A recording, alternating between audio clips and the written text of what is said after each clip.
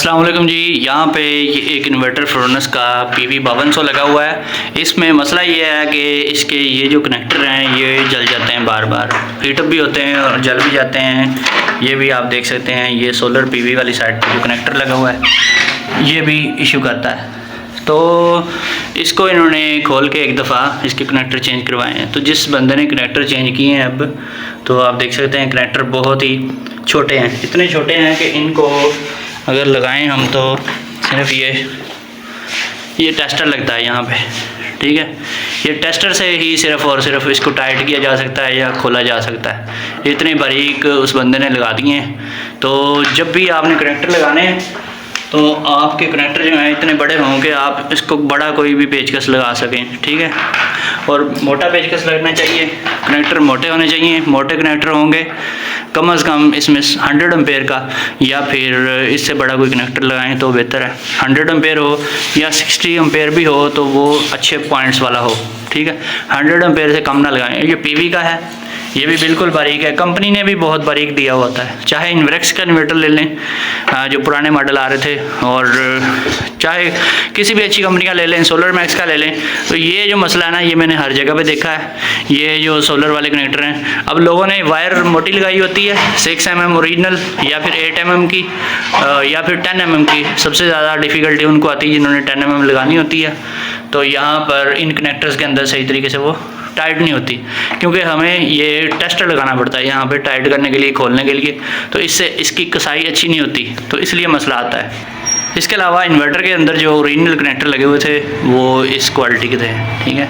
ये आप देख सकते हैं, इसके अंदर भी पतली पतली वायर्स आती हैं, ज़्यादा मोटी नहीं आती, लेकिन इनकी क्वालिटी फिर भी इनसे काफ़ी हद तक बेहतर है। तो आप कोशिश करें कि बड़े साइज़ के कनेक्टर लगाएं। ये अब ओरिजिनल तो दोबारा आपको मिलते नहीं हैं, तो आप इसमें 100 एम्पेयर वाले या कम से कम 60 एम्पेयर वाले अच्छे वाले कनेक्टर जो हैं वो लगाएं। और इन्होंने इंस्टॉलेशन तो बड़ी ज़बरदस्त करवा रखी है। इसमें इन्होंने सारे ब्रेकर्स वगैरह, प्रोटेक्शन, हर चीज़ लगाई हुई है। और सोलर का ब्रेकर भी बड़ा तगड़ा है। बस थोड़ी सी यहाँ पे इंसुलेशन इन्होंने नहीं सही तरीके से की, जो कि आग लगने का बायस बन सकता है। ये जो सोलर के वोल्टेज होते हैं 300-400 वोल्ट होते हैं इसमें, और ये बहुत डेंजरस होता है, तो इसकी इंसुलेशन बहुत ज़रूरी है। इसके अलावा यहाँ पे जो वायर है ये इन्होंने थोड़ी सी 16 mm की लगाई हुई है।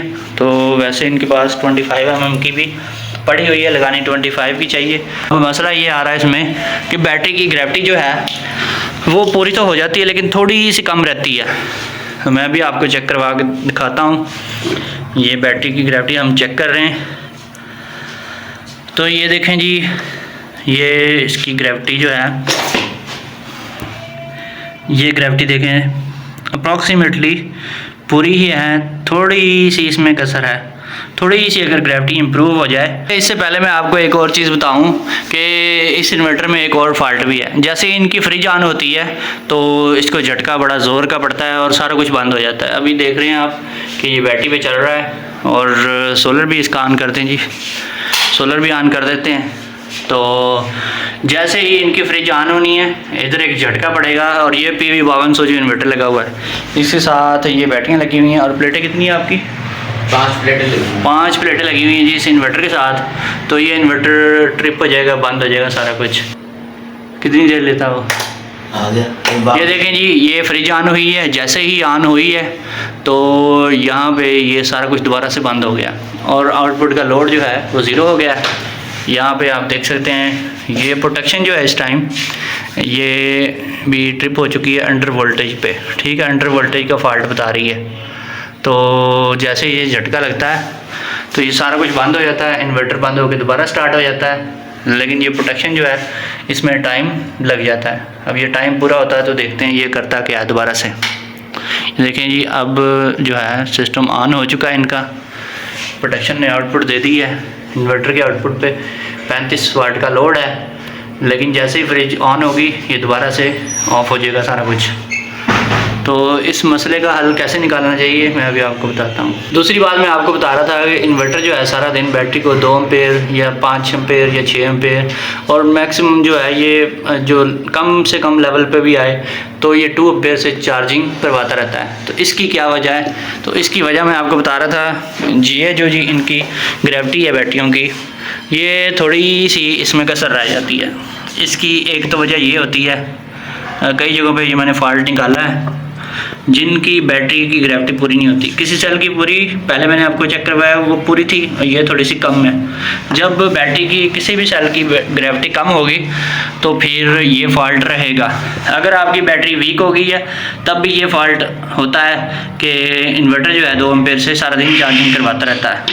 और ये देख लें, किसी की थोड़ी थोड़ी पूरी है, पूरी के करीब है, पूरी तो नहीं है, और किसी की कम है, तो इसी वजह से ये फ़ॉल्ट आता है। और ये फ़ॉल्ट आने की और भी वजूहत हैं, मैंने कई जगहों में इसकी वजह एक और भी फाइंड आउट की है, वो होती है सेटिंग में बल्क चार्जिंग और फ्लोट चार्जिंग की वैल्यू जब आपने कम रखी होती है तब भी ये फ़ॉल्ट आता है।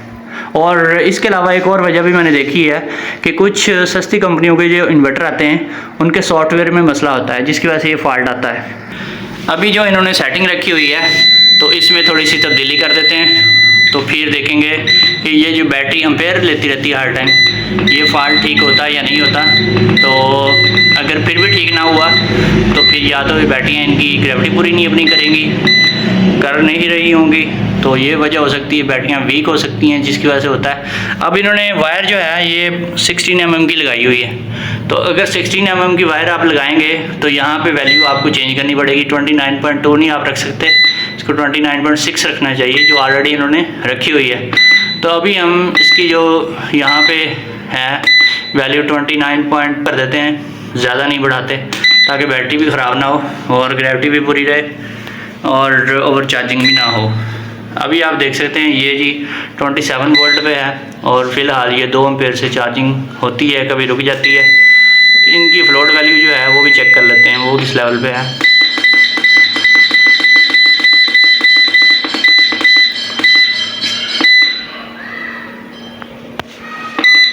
ये देखिए फ्लोट वैल्यू जो है 27.0 पे है, जो कि बिल्कुल ठीक है। तो ये जी अब हम इसकी बैटरियाँ चेक करते हैं। तो बैटरी चेक करने के लिए आपने क्या करना है, थोड़ा सा वक्फा करना है, चार्जिंग से हटा के फ़ौरन आपने शॉर्ट सर्किट नहीं करना है इसको, ठीक है। ब्रेकर भी पहले, जैसे ये आप देख सकते हैं ब्रेकर हमने बंद कर रखा है, ये लाजमी बंद करना है। ब्रेकर ना लगाओ तो एक वायर आपने उतार देनी है ताकि इन्वर्टर को नुकसान ना पहुँचे, झटका ना लगे। तो ये चेक करने से पहले आपने 15-20 मिनट पहले चार्जिंग बंद कर देनी है। हमारा जो इन्वर्टर है चार्ज नहीं कर रहा था, 1-2 एम्पेयर से चार्जिंग कोई चार्जिंग नहीं होती, और फिर भी हमने 5 मिनट वेट कर लिया। तो अभी हम इसको टच करके देखते हैं कि इसके अंदर कितनी पावर है। ये यहाँ पे दिखाना जी आपने, और सेल्स के अंदर दिखाना है, ठीक है। ये देखिए जी, ये बैटरी के अंदर तो काफ़ी ज़्यादा करंट है, बैटरी बिल्कुल न्यू है इनकी। ये सेल्स को दिखाएं जी अंदर से कोई,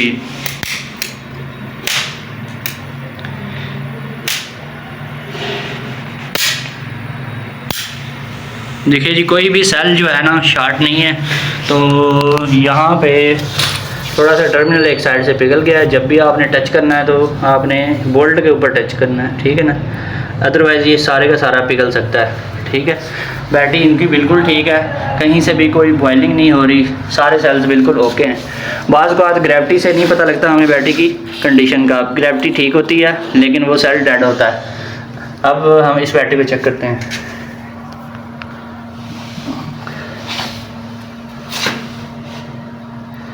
ये जी, ये देखें जी स्पार्क बहुत ज़बरदस्त है।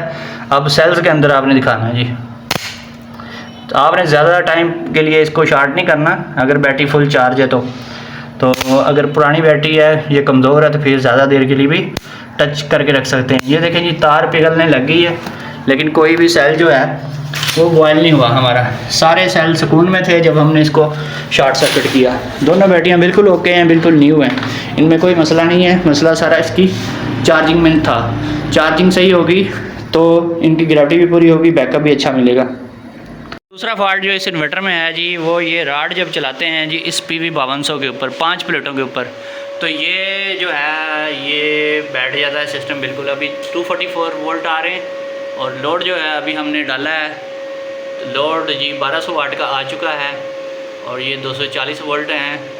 तो अभी देखिएगा कि इसमें क्या फ़ॉल्ट आता है, ठीक है। ये वोल्टेज ड्रॉप हो गए हैं ये 218 211 वोल्ट रह गए हैं। और अभी आप देख सकते हैं कि बैटरी जो है वो भी 25 वोल्ट पे आ चुकी है। बैटरी ऊपर को एरो लगा हुआ है, यानी 7 एम्पेयर से ये डिस्चार्ज हो रही है, अब 2 एम्पेयर से हो रही है और ये 7 एम्पेयर से ले रही है। ठीक है, तो अभी ये चार्ज होने लगी बैटरी। अब ये 194 वोल्ट रह गए जी पीवी के। तो ये जो लोड इन्होंने डाला हुआ है जी, तो इसकी वजह से ये सारा मसला हो रहा है। तो अभी देखें 193 वोल्ट, कहाँ ये 250 वोल्ट थे और कहाँ ये 193 वोल्ट पे सिस्टम इनका आ चुका है और बैटरी भी लो हो चुकी है। और आप देख सकते हैं 1120 वाट का ये राड चल रहा है और 2 एम्पेयर का भी 5 एम्पेयर से बैटरी इन्वर्टर को दे रही है। ठीक है, और ये जी पीवी से आ रहे हैं जी 5 एम्पेयर, तो अभी 199 वोल्ट हो गए हैं। वोल्टेज काफ़ी ज़्यादा गिर गए हैं।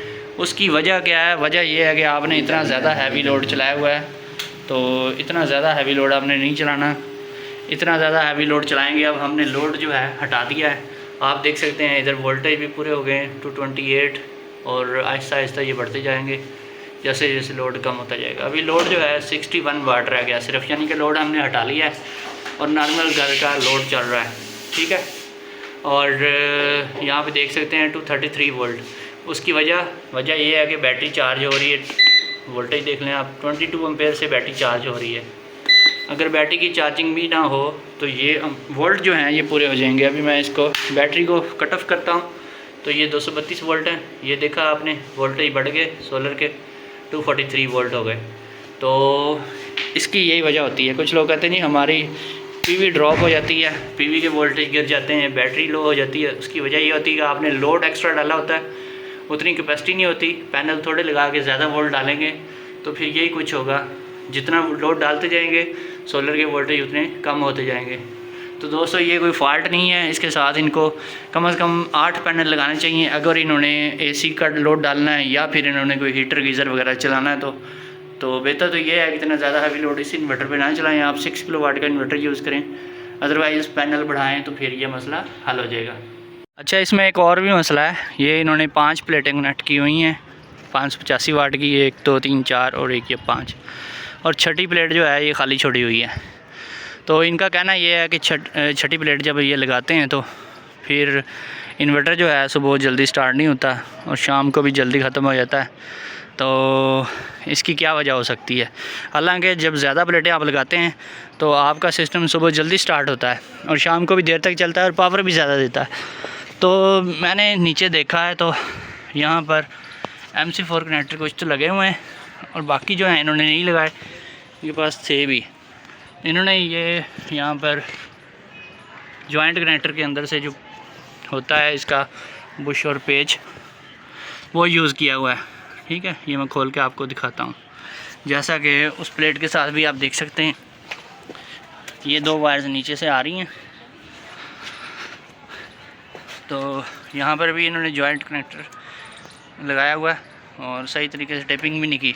इसी वजह से जब ये पानी लगाते हैं इनको प्लेटों को धोने के लिए तो इनकी सारी छत में करंट आता है और उधर एक सीढ़ी भी पड़ी हुई है।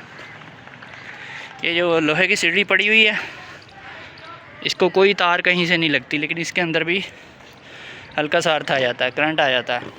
ठीक है, तो ये करंट कहाँ से आ रहा है?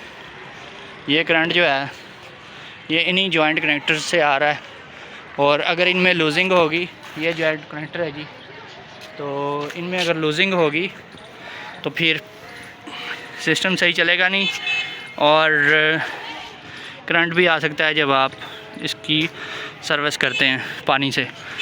तो कोशिश करें कि आप ये चीज़ ना यूज़ करें।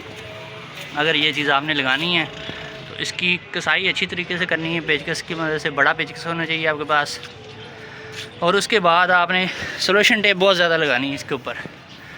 ये इमरजेंसी में यूज़ करें, वैसे ये बहुत अच्छी चीज़ है, लेकिन ये जो जॉइंट कनेक्टर होते हैं ये IP65 प्रोटेक्शन के साथ होते हैं, वेदर प्रूफ होते हैं, इनमें बाकायदा सीलें होती हैं, पानी अंदर नहीं जा सकता।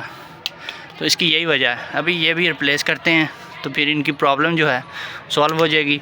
वो जो एक्स्ट्रा पैनल एक है बचा पड़ा उसको भी साथ अटैच करते हैं तो मसला सारा हल हो जाएगा। यहाँ पे इनका जो फ्रिज का मसला आ रहा है ना, उसमें मेन रीज़न यही है, जब इनका फ्रिज स्टार्ट होता है ना थोड़ी देर बाद, तो इनका इन्वर्टर जो ट्रिप होता है उसकी मेन रीज़न यही है कि इन्होंने फ्रिज के साथ किसी भी किस्म की प्रोटेक्शन या टाइमर नहीं लगाया। इनको चाहिए इस टाइप की कोई प्रोटेक्शन लगा के उसके अंदर 3 मिनट का टाइम सेट कर दें, या फिर एक फ्रिज की सॉकेट भी मिल जाती है प्रोटेक्शन सॉकेट, वो लगा लें, तो उसमें भी टाइमर ही होता है बेसिकली, और वो कुछ नहीं करती। ठीक है, तो ये प्रोटेक्शन लगा लेंगे तो हाई वोल्टेज लो वोल्टेज से भी प्रोटेक्शन मिलेगी, और 3 मिनट का इसके अंदर टाइम लगाना पड़ता है, ताकि फ्रिज जो है अगर बंद करके दोबारा चलाएंगे तो फ्रिज को नुकसान ना हो। अदरवाइज़ फ्रिज भी चलती है, और कई दफ़ा ये इन्वर्टर भी उड़ जाता है, फ्रिज का टार्क बहुत ज़्यादा होता है गैस की वजह से। अगर फ्रिज चलते चलते आपने बंद कर दी, फ़ौरन चलाई, तो बहुत ज़्यादा हाई एम्पेयर के ऊपर कंप्रेसर का जो पिस्टन होता है वो अंदर ही फंस जाता है, गैस इकट्ठी हो जाती है उसमें, तो फिर उसका ज़ोर लगता रहता है, जिसकी वजह से इन्वर्टर ट्रिप हो जाता है, और फ्रिज को भी मसला आता है। फ्रिज भी कई जगहों पे मैंने जली हुई देखी है। तो प्रोटेक्शन टाइमर के बगैर आपने फ्रिज को कभी नहीं चलाना, ठीक है ना। टाइमर बहुत ज़रूरी है, 3 मिनट का टाइमर होना चाहिए।